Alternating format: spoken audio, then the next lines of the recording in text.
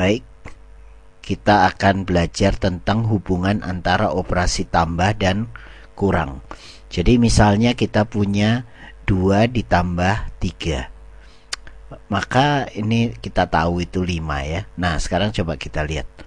Jadi sebetulnya kita punya 2 kelereng dengan 3 kelereng gitu ya. Kalau kita tambah artinya ini kita gabungkan. Kita gabungkan, jadi kita punya ada 5 kelereng. Begitu ya. Jadi itu 5 kelereng. Nah, ini dapat dilihat dengan sebagai pengurangan. Jadi ini kita bisa lihat sebagai kalau kita punya 5 begitu, 5 kelereng seperti itu, maka kita dapat lihat ini kita buang 3 ya, kita buang 3 seperti itu. Maka sekarang kita punya sisanya adalah di dalam itu hanya ada 2 ya. Jadi apa yang terjadi di sini? Sebenarnya gini bisa kita tuliskan 5 dikurang 3 itu sama dengan 2 ya. Jadi itu hubungan antara operasi tambah dan kurang. Coba kita lakukan lagi dengan soal yang beda. Misalnya 4 ditambah 3, ini kita tahu sama dengan 7 ya.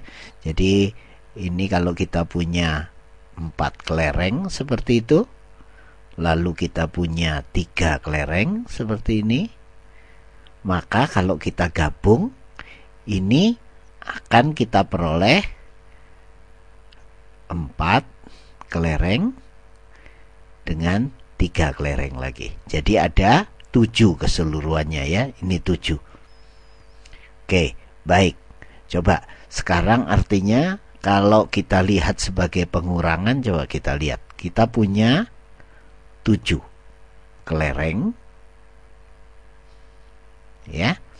Sekarang kita punya 7 kelereng, kita ambil 3. Ya, kita ambil 3. Ini kita buang.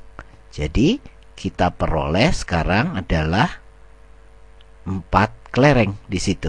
Jadi kita punya hubungan 7 dikurang 3 sama dengan 4 ya. Jadi ini hubungannya antara operasi tambah ke operasi kurang ya. Begitu.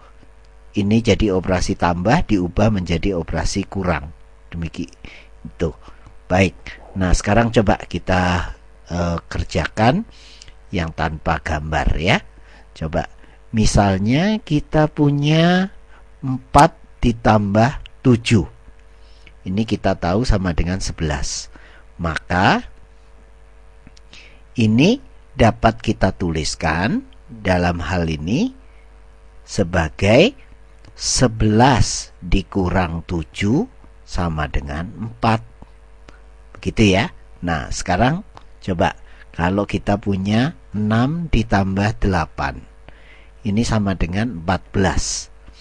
Maka ini sama saja kalau kita tuliskan sebagai pengurangan, ini kita tuliskan sebagai 14 dikurang 8 sama dengan 6 ya. Nah, ini jadi menghubungkan antara operasi tambah dan operasi kurang.